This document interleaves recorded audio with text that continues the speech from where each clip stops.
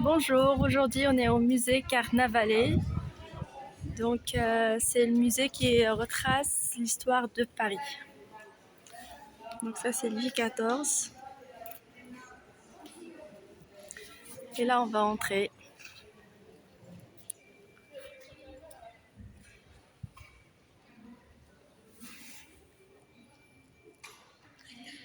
J'arrive.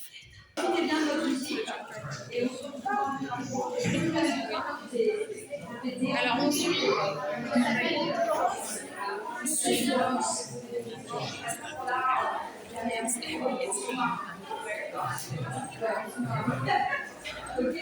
Alors bonne musique, n'oubliez pas de choisir votre œuvre. N'oubliez pas de choisir l'œuvre que vous voulez présenter jeudi. Le truc essentiel que vous voulez dire.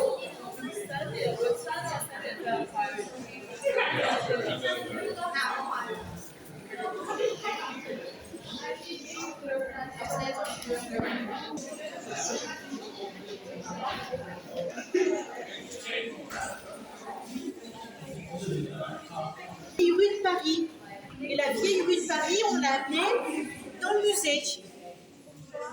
Pour faire bien, pour que les visiteurs se sentent dans Paris, dans le Paris d'avant. Alors, on va faire un petit jeu. Je vais dire, je vous invite à mon anniversaire il y a longtemps. Et je vous donne mon adresse. Alors, il y a des noms de rues. La rue de la Ferronnerie, je l'ai indiquée. Et ma maison, elle est décorée de l'enseigne des lunettes. Est-ce que lorsque vous invitez des petits amis à vos anniversaires, est-ce qu'on dit toujours ça sur l'invitation? C'est simple, j'habite telle rue, j'habite Paris ou ailleurs, et ma maison, elle est décorée avec les lunettes. Ma maison, elle se trouve en face ou à côté des ciseaux. Mais est-ce qu'on donne encore son adresse comme ça aujourd'hui? Non. Qu'est-ce qu'on met en plus? On dit j'habite rue de la Ferronnerie à Paris, par exemple, et ma maison se trouve au... Comment on donne son adresse? Vous avez déjà donné votre adresse? Oui? À la poste. Près de la poste, oui. Mais il n'y a pas quelque chose pour nous indiquer où est la maison? Il y a le numéro. Mais avant, ça n'existait pas. Il faut attendre un empereur, Napoléon. Donc on disait ma maison est à côté des lunettes. Elle est en face des lunettes. Les deux premiers sont à côté. Alors, vous voyez, ces panneaux, ça s'appelle des enseignes. C'est pour renseigner les gens. Alors, par exemple, dans la boutique où il y avait les ciseaux, qu'est-ce qu'on faisait dans cette boutique? On coupait quoi? Les peines.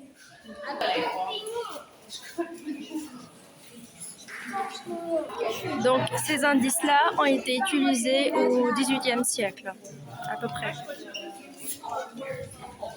pour indiquer l'adresse de la maison, par exemple. Luka, šta je ovo? Doći? À quoi ça ressemble? Luka, Lazare, šta je ovo? Luka, Lazare, šta je ovo? Un blason, c'est un bateau. Un bateau de pirates. Alors, pas vraiment un bateau de pirate, parce que quand on se promène dans Paris, on voit souvent des bateaux sur les écoles, les façades des mairies. Vous connaissez ce mot-là? Les casernes de pompiers. On voit souvent un bateau dans Paris. Alors, est-ce que vous êtes de Paris, tous ou pas? La banlieue? Moi, je suis de Paris. Moi, je suis de la banlieue, alors j'ai pas le droit au bateau. Paris. Oh, alors tu as peut-être rencontré un bateau. Comment s'appelle le fleuve? C'est à Paris, mais c'est... Le canal. Comment ça s'appelle? Le canal. Pas le canal, le fleuve dans Paris. La Seine. La Seine. Et avant, les gens importants, on les appelait les marchands de l'eau. Et ils ont donné leur logo, on va dire, leur blason, à la ville. Et souvent, le blason de la ville de Paris, on le voit avec des drôles de fleurs. Qu'est-ce que c'est ça? Ces fleurs-là? Il y a des fleurs là. Des orchidées. Des Royales, orchidées. des fleurs, On connaît des noms de fleurs. Les fleurs royales sont des fleurs de lys. Parce qu'avant, les rois de France voulaient aussi s'occuper de la ville, en fait. Comme c'est la capitale, on se disait, on ne va pas laisser la ville faire n'importe quoi. Vous savez, c'est toujours la même chose. Le président de la République, il aime bien voir ce qui se passe dans la ville. Voilà. Alors, parfois, on a mis des étoiles, parce que c'était en période de révolution. D'accord. Ça n'a rien à voir avec l'Europe. Et regardez les enfants ça. Qu'est-ce que c'est comme insecte? À quoi ça ressemble cette... Ah, dis-moi. Une abeille. Une abeille. Les abeilles. Et les abeilles, c'est l'époque de Napoléon. Hein, parce que c'est le symbole du travail, des choses Une comme ça. abeille, ouais. Napoléon Ier. Alors, on va aller dans les étages, il y aura moins de monde, on y va. Pardon.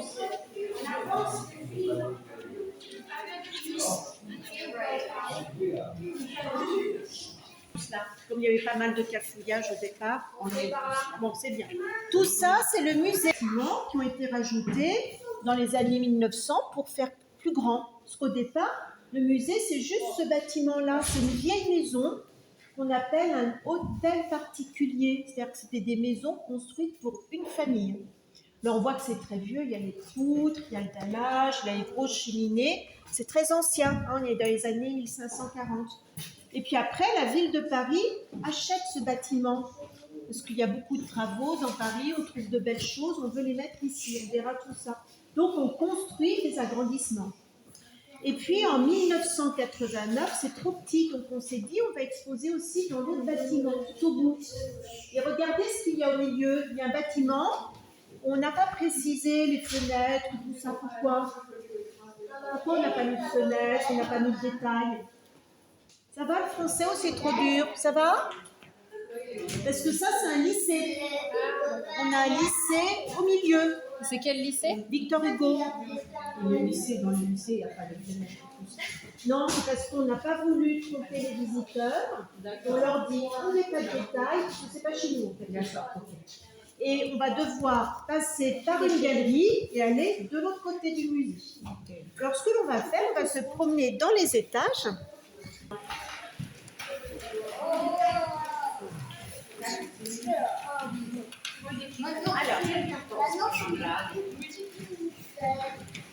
Alors attention les enfants, vous voyez, quand les tableaux sont là, près de nous, par contre, en effet, on a le droit de toucher les petites tablettes qui sont devant, mais il ne faut pas se bousculer près du musée. C'est bizarre, ces petites tablettes, on ressent sous les doigts des petits points.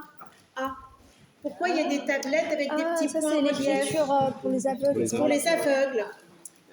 Et même le dessin, on l'a mis un petit peu en relief, parce que s'ils ne peuvent pas voir le tableau, voilà, on a mis des reliefs, comme ça ils devinent un petit peu tout. Alors les tableaux dans les musées, vous voyez, on les met accrochés assez bas maintenant pour que les enfants puissent voir aussi. Avant les enfants, voilà. Alors, quand on va se promener dans le musée, on va voir des tableaux qui nous montrent Paris, mais à des époques très anciennes. Mais parfois, on arrive tout de même à deviner ce qu'il y a. Par exemple, dans le fond, on voit des tours, on arrive à deviner, vous voyez, ce que c'est ici. Il y a peut-être des reflets. Est-ce que vous reconnaissez? Ici, il y a l'île de la Cité et les tours de Notre-Dame. Ah, c'est Michel. Comme ça, on arrive à voir. Hein. Ben oui, hein, tu sais plein de choses, toi. Hein. Et puis devant, il y a aujourd'hui, cela s'appelle la place de l'Hôtel de Ville. Et avant, cela s'appelait la place de Grève. La Grève, c'est la pente douce vers le fleuve, en fait. C'est un port. Et pendant très longtemps, les gens faisaient grève, mais ce n'était pas du tout le même sens qu'aujourd'hui. C'était aller là pour chercher du travail. Faire la grève, c'était ça. Alors, il y a, vous voyez, un panneau qu'on appelle une enseigne, vous vous rappelez? Ici, c'est l'enseigne de l'arbre vert, ça ne veut pas dire qu'on vend des plantes. C'est un jeu de mots. Alors, je vais vous raconter des choses pas toujours drôles, mais c'est ancien, il ne faut pas faire de cauchemar. Hein. En fait, c'était un jeu de mots. On disait que c'était l'enseigne de l'arbre sec. L'arbre sec, c'était le poteau auquel on pendait les condamnés. Vous voyez, et en effet, les exécutions se déroulaient sur cette place. Les gens n'avaient pas peur, hein. Au contraire, c'est comme la fête. Les gens venaient voir des horreurs. Et d'ailleurs, dans les réserves du musée, on a une petite gravure. Ce sont les années 1830. C'est une maman qui prend son petit garçon, elle le secoue. Si tu n'es pas sage, tu n'iras pas voir guillotiner. Vous voyez, on disait ça aux enfants, comme c'était la fête d'aller voir des horreurs. S'il n'était pas sage, il n'irait pas voir, en fait. Alors, Ici, on voit l'île de la Cité, puis là, on voit l'île Saint-Louis. Il n'y a pas encore de maison. On va jouer aux devinettes. Il y a des grandes taches blanches. Je ne vous dis pas ce que c'est à vous de deviner. Et pour mieux le deviner, il faut imaginer qu'en bordure du fleuve, il y avait différents métiers. Il y avait les bouchers, il y avait les tanneurs qui travaillaient les peaux, les tripiers, les intestins. Il y avait un métier de dame aussi qui devait utiliser l'eau. Qu'est-ce que c'était comme métier? Ça vous donne la réponse pour ces tâches. Pourquoi elles avaient besoin de l'eau, ces dames? Le linge. Elles frottaient, et après elles mettaient les draps, elles mettaient les serviettes, les nappes à sécher sur l'île Saint-Louis. Alors, vous voyez ici, on va jouer encore aux devinettes.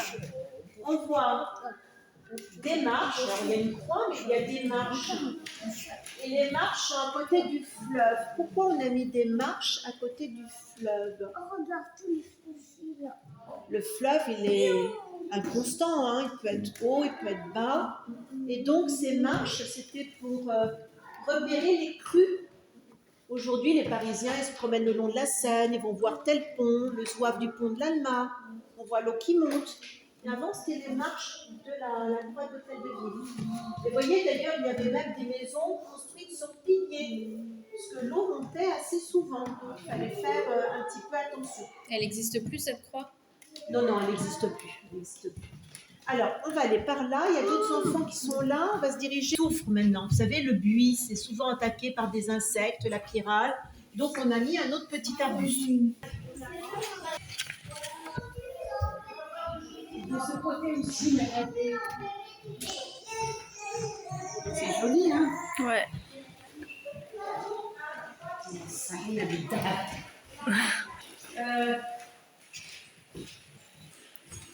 on avance rapidement. Des ponts de Paris. On ne touche pas. Voilà, des personnes arrivent.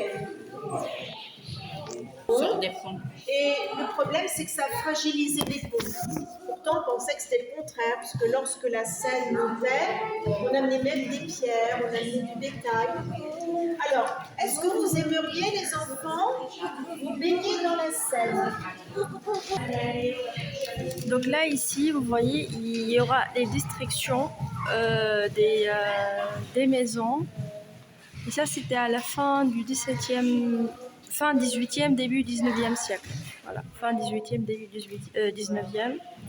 On commence à démolir les maisons qui ont été construites là, sur des pans, comme vous le voyez. Voilà.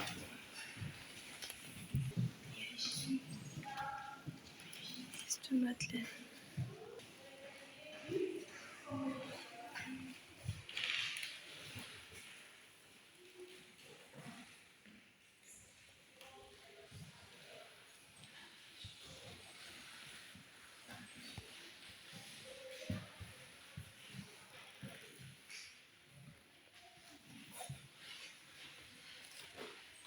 Ça se voit pas.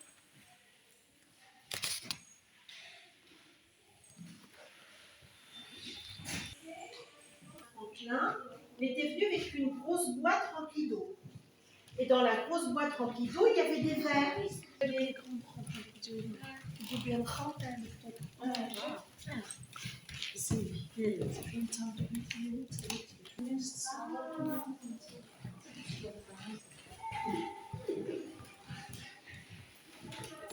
Alors là, c'est une grande maison qui a été décrite dans Paris. C'est ce qu'on appelait un hôtel particulier. Et on a ramené le décor. Est-ce que tu as déjà joué au Pulse? On a collé sur plein de pierres. On a mis les unes à côté des autres. Regardez, vous voyez les limites des pierres? Vous voyez?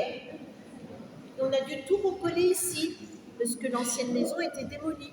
Et on a fait un escalier comme c'était avant. C'est pour ça qu'on a créé un espace pour la décoration.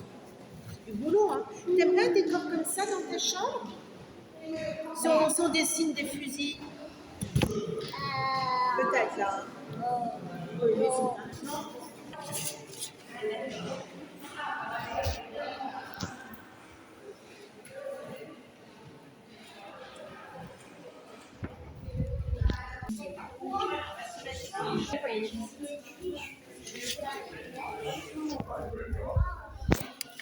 On n'est pas obligé d'aller. Non, mais moi, il n'y a pas de collègue.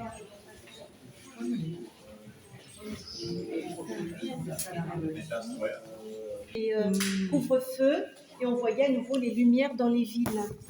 Alors on voit les ombres portées du monument, énormément d'ombres. Vous voyez la l'ombre de la Tour Eiffel, l'ombre de l'Arc de Triomphe, l'ombre ici de la tour Montparnasse. Ça fait bizarre, ce sont les ombres en fait que l'on voit beaucoup. Alors ceux qui habitent dans Paris, vous arrivez à vous repérer?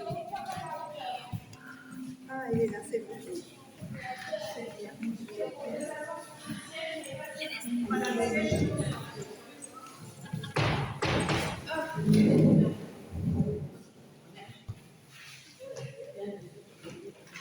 Alors ça brille ici, hein.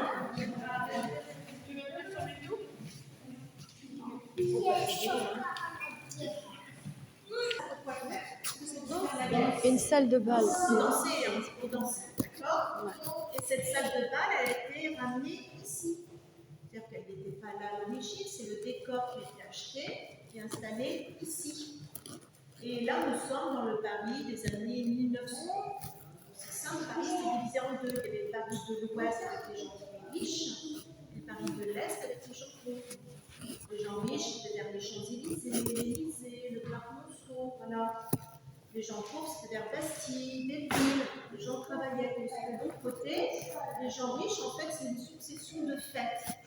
Surtout vers les mois de janvier, mai, juin, parce qu'après, ils se déplaçaient vers les plages de Normandie, vous voyez, au nord de la France. Et puis après, ils allaient dans leur beau château à la campagne, pour la chasse. Voilà. Alors, ici, c'était fait par un peintre qui aimait vraiment une technique peut-être assez difficile, c'est-à-dire qu'il peignait sur une sorte d'après blanc. D'après, il collait des feuilles avant de mettre la peinture. C'est pour ceci, de temps en temps, vous voyez des sortes de carrés comme ceci. C'est des feuilles d'argent. C'est un peintre qui travaillait aussi sur des feuilles d'or, comme ceci, qu'il y a énormément de reflets. Vous voyez. Alors, reconstituer un espace, c'est très difficile parce qu'il a fallu créer l'espace. Il a fallu repousser les cloisons de ce côté-là. C'est votre monde? Non. C'est fermé. It's closed. Sorry. Et donc, il a fallu repousser les cloisons. Le problème, c'est pour le plafond. Ce n'est pas un panneau de bois, c'est une toile. Donc, il a fallu décoller la toile du lieu d'origine. C'est compliqué en passant des lames, en enroulant la toile sur des cylindres. Après, il a fallu la dérouler. Et pas directement au plafond, on l'a déroulée sur un plancher qu'on a remonté. Alors, vous voyez, la toile, elle a été tirée, rétractée. C'est pour ça qu'on voit comme des petites allumettes. Ouais. Comme c'était les petites feuilles d'argent qui ont tendance à s'enlever. Alors, les balles, c'est prestigieux. Il y a une dame, Madame de Clermont-Tonnerre, qui dit que Saint-Normand recevait à peu près 2000 invités. 2000 invités. Alors, c'était même des salles de bal plus grandes que celle-ci. Celle-ci, elle était en rez-de-chaussée, ça donnait sur un jardin, ça donnait sur la Seine. Il y avait des salles de bal vraiment immenses au premier étage. J'ai mangé que un champ. Faire vite, et puis ça va partir. Voilà.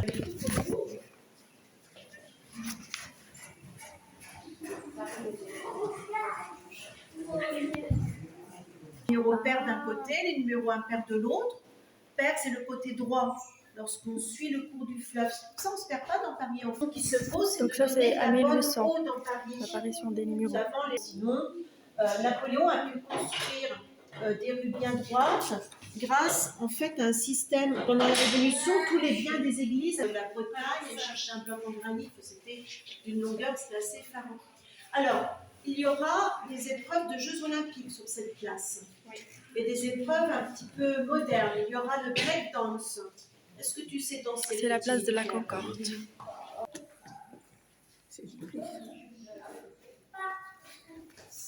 Un berceau. Un berceau pour bébé. Et ce berceau, il a une forme de bateau. Parce que c'est la ville de Paris qui a offert le berceau Petit Prince. Donc, ça a la forme du bateau de la ville de Paris. Et là, on est en 1856. Alors, ce sont des années pendant lesquelles il y avait de grands travaux. Et puis, on voit un empereur, Napoléon III, qui remet un décret d'annexion des petits villages qui se trouvaient autour de Paris. Donc, des petites villes qui ont des noms célèbres. Belleville, Ménilmontant, La Chapelle, Montmartre, Vosgienienne. Donc, on faisait de grands boulevards, bien droits, avec des immeubles qui se ressemblaient tous, vous voyez? On le voit aussi ici. Et pour avoir une idée vraiment de ce type d'immeuble, c'est bien d'aller derrière le palais Garnier, l'Opéra. Vous avez les grands magasins qui sont là, ça amuse beaucoup les enfants aussi, les galeries Lafayette, le Printemps. Et vous montez, voilà, et vous montez aux terrasses. Et on a une vue sur le Paris haussmannien.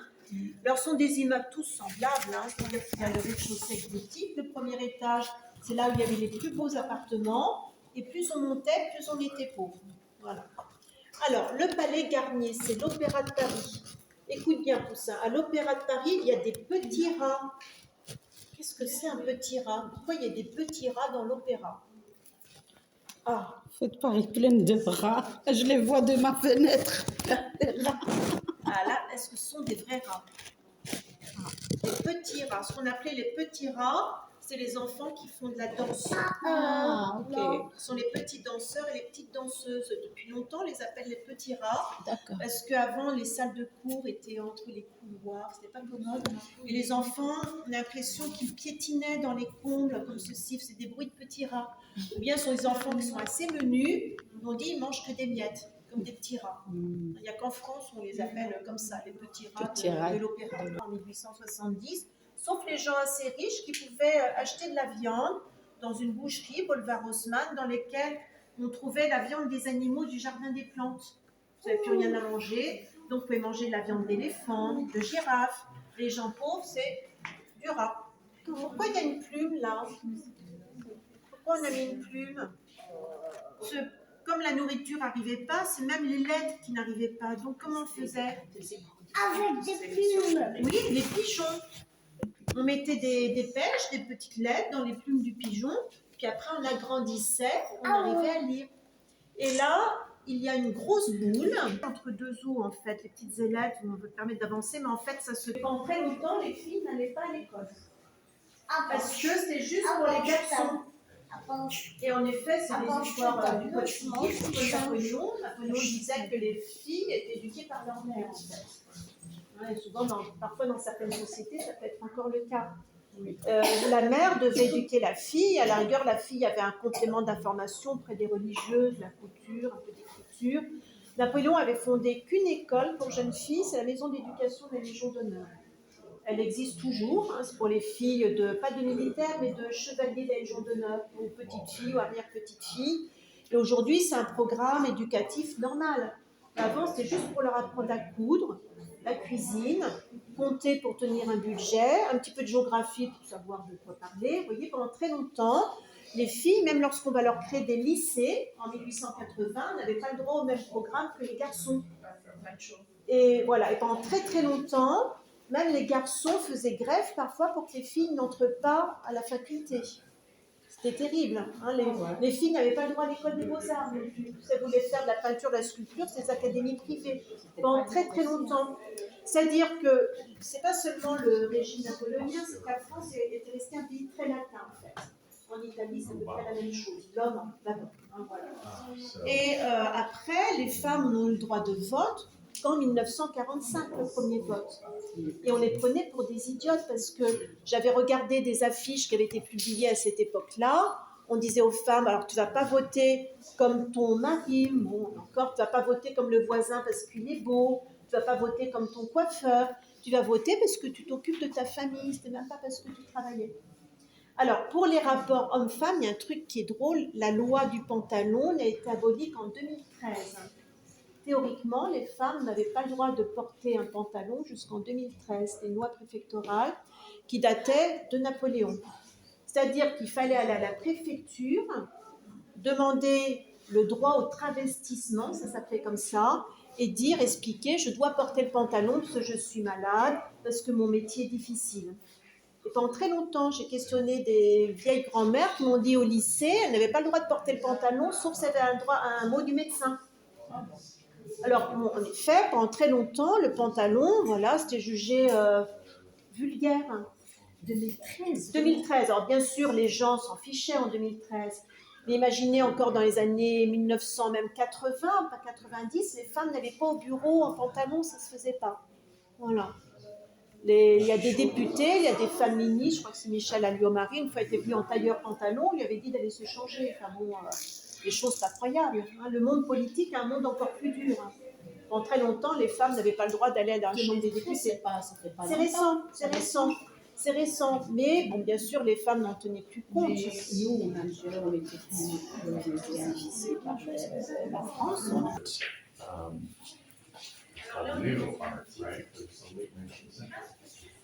Par terre. Et puis regardez ici, qu'est-ce que c'est par exemple dessus ce miroir? Qu'est-ce qu'on voit représenter? Des cristaux. Des cristaux, des diamants. Voilà, donc on arrive à la fin de la vidéo. J'espère que la vidéo vous plaira et à la vidéo prochaine. Au revoir.